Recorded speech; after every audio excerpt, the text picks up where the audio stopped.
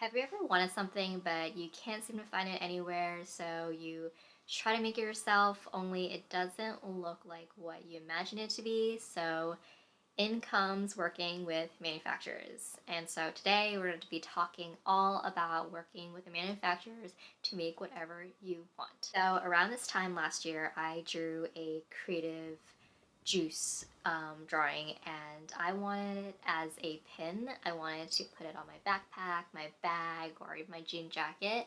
And I thought that this creative juice would look so cute as a pin. So I did a lot of research on how to make a pin. And the way you make a pin is you need a lot of either machinery, or you need to do it manually by hand and like hammer away on a metal piece, and that just seems so dangerous for me because I'm not that great when it comes to like handiwork like that.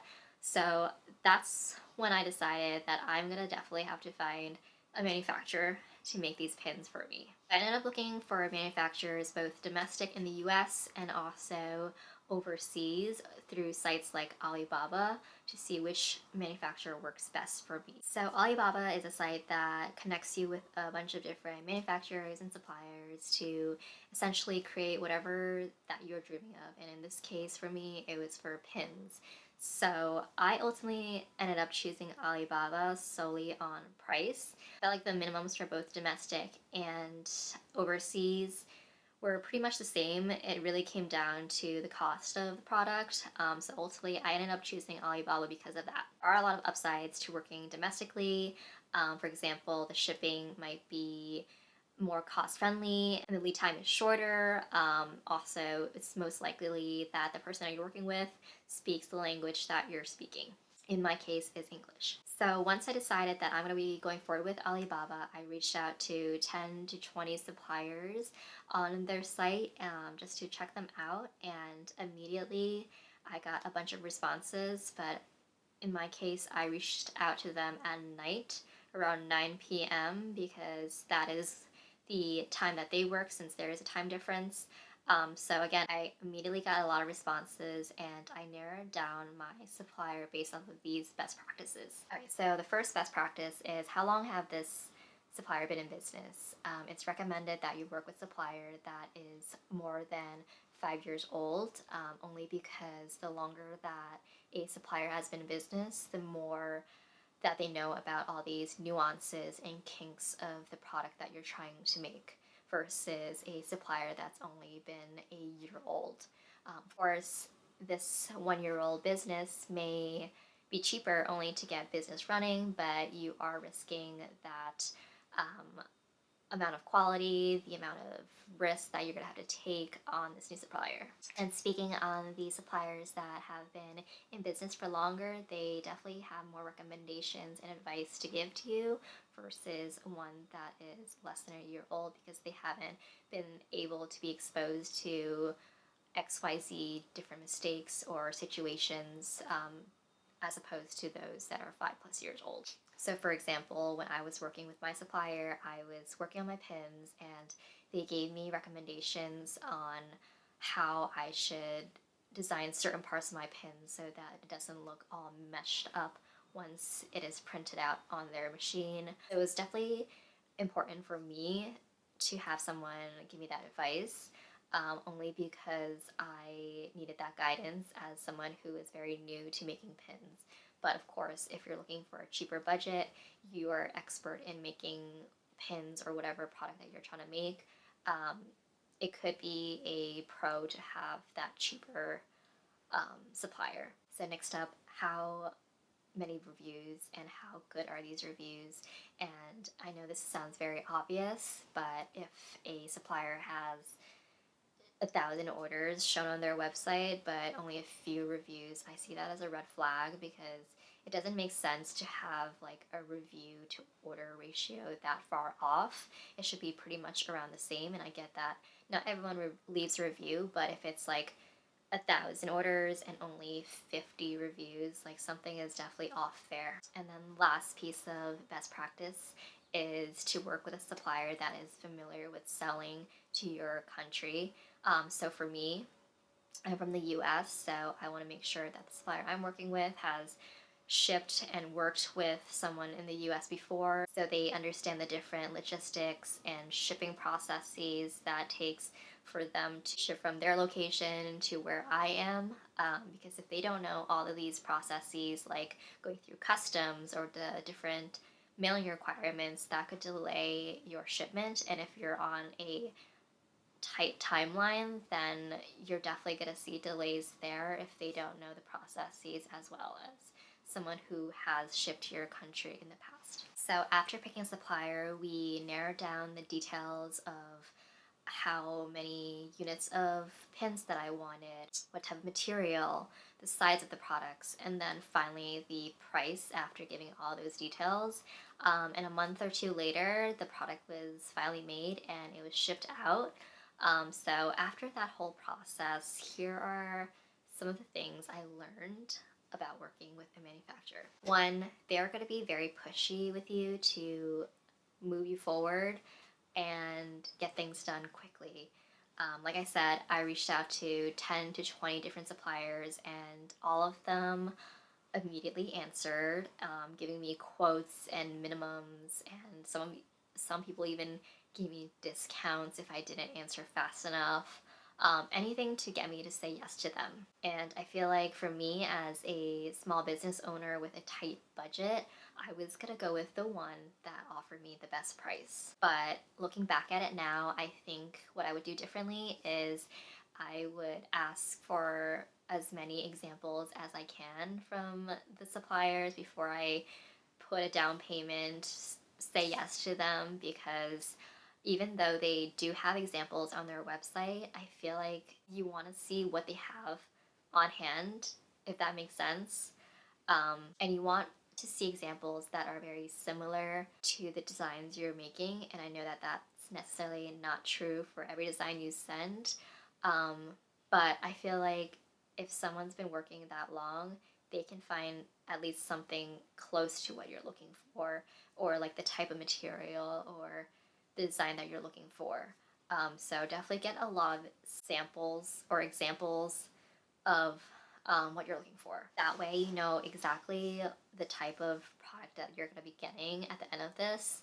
I just feel like most of the time the images they put up are not exactly theirs, or if it is, it's like very rendered to look perfect. The photos that the suppliers or the reps have are more accurate to what you're looking for. So what I learned number two is the time difference and the language barrier. So when it comes to communicating with the supplier, make sure that you're very, very clear with what you're looking for.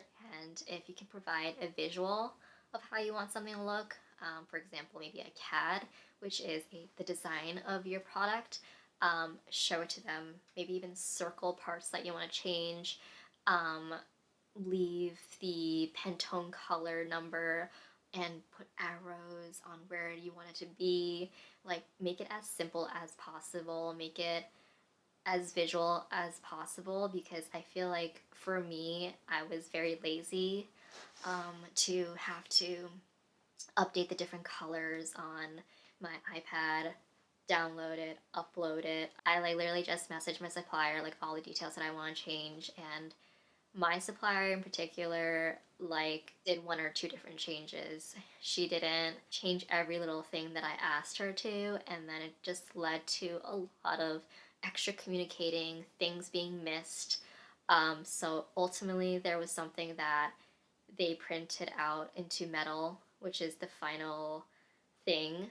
Um, and I couldn't change it because it was too late, and I ended up having a product that I didn't 100% love. It's always easier to just see something versus having to read a bunch of different notes, so always have a visual of what you're looking for. And two, the time difference is the biggest challenge. Being someone who has a full-time job, there were some nights where I just didn't want to work on my pins, and I didn't want to check my messages on Alibaba, because I was just tired, and like I didn't want to have extra work. I didn't want to burn myself out, but you have to realize that if you're going to work with a supplier that's international and have a 12-hour difference, so they're 12 hours ahead of the US, If I didn't answer that night and I waited till the morning, there's a very small chance that they're going to be answering me because my morning is their night. And so if I don't answer to them at night, which is their morning, I might not get an answer until the following night. So I basically miss a whole day of production. And then lastly, you have to really consider all the different holidays that are happening. So for me, I did my pin around October, so there weren't a lot of holidays involved. But this was also during the second year of COVID. So things were still kind of iffy and things were kind of shutting down, and you have to really take those into account. So I think my supplier's factory closed for a week or so to quarantine their employees. So I did miss 2 weeks of production. Um, Luckily, I wasn't on a strict timeline or anything. I just wanted to get these pins. But you have to consider maybe the holidays that the particular supplier might be celebrating. For me, it was in China. So I had to consider Singles Day in around November, Chinese New Year around January, February. Of course, Christmas and like that time period. A lot of the times, like they're gonna be closing on those holidays, so you have to work around their schedule as well. So always plan ahead for these type of holidays. So lastly, I want to talk about some things that I would do differently. One, making sure that you know your product 100%. For the color, use a Pantone wheel. I think a lot of the suppliers and different factories all follow the Pantone wheel. If not, have like a color code of some sort so that they can understand the color that you want and you also know. So make sure you're 100% happy with the colors before, because, like I said before, I didn't do that. And so one of the colors that I wanted for my pins didn't come out exactly the color that I want, and they already printed it out. So it was too late for me to change it. And then, two, make sure you know everything about the product that you're making. For example, I didn't know the different types of pins that are available. So there are like hard enamel, which is like a flat pin, a soft enamel, which is like a pin with some edges. There's just a lot of different options, and I didn't know everything about it. So I asked for soft enamel because it was cheaper. I was on a budget. But when she actually made it, I hated it so badly. Like, I did not like it at all. I was about to ask for a refund. Um, but she helped me through it, and she said that I actually wanted a hard enamel, which is the smooth type of pin. So, unfortunately, that cost me some extra money to transfer my pins from soft enamel to hard enamel, but it was definitely a lesson learned that I would not do again in the future. So make sure you know the product category itself 100%. Ask questions. Again, ask for examples, because had I asked for examples of hard versus soft enamel, like I might have not made this mistake and spent more money. Thirdly, make sure you have a agreement with your supplier on defect ratios and refund opportunities, because luckily I haven't had this experience, but I've been watching a lot of vloggers, artist vlogs, of them getting their pins or whatever product they're getting from their supplier and realizing that there's some scratches, some just defects of their products. So I think having one or two pins being scratched is reasonable. But if you have half of your product scratched or even a third, I think warrants a refund or some sort of money back of some sort, because you don't deserve to have a supplier that's going to give you products that are not 100% perfect or the way that you want it to be. Third thing that I would do differently is asking for samples. Um, or if you want to be more cost friendly, ask for very clear and detailed photos from every angle of the product. They typically make one pin or one product that you're making, like a prototype. Ask for your opinions, anything that you want to change, and then they proceed with the rest of the products and make in bulk. Um, so it does cost for the sample to be shipped from the factory to wherever you are, and that could take some time and also money. So what I did was ask for photos, and I asked for every single angle.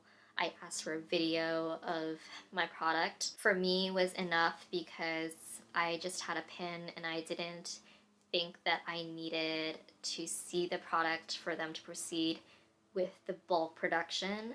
But I do see maybe like if you want to make a bag of some sort, that's something that's like a higher value item.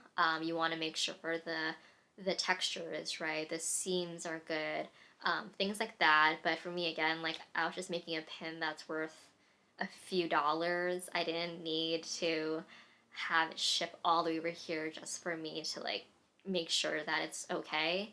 But again, I think there is pros and cons to having a sample shipped out to you. For example, if you do have that physical sample with you, you're able to touch the sample, you're making sure the colors don't wear off, etc. So overall, I had a pretty good experience with working with a manufacturer. I did end up getting my products fairly quickly after everything that was made, and I didn't really have a lot of defects in any of my products. So I would say I had a pretty good experience. I do want to test out different manufacturers just to see if I can find a better one. But I hope you learned a lot about my experience with working with a manufacturer such as Alibaba. Don't forget to like, comment, and subscribe for more videos regarding working with different suppliers.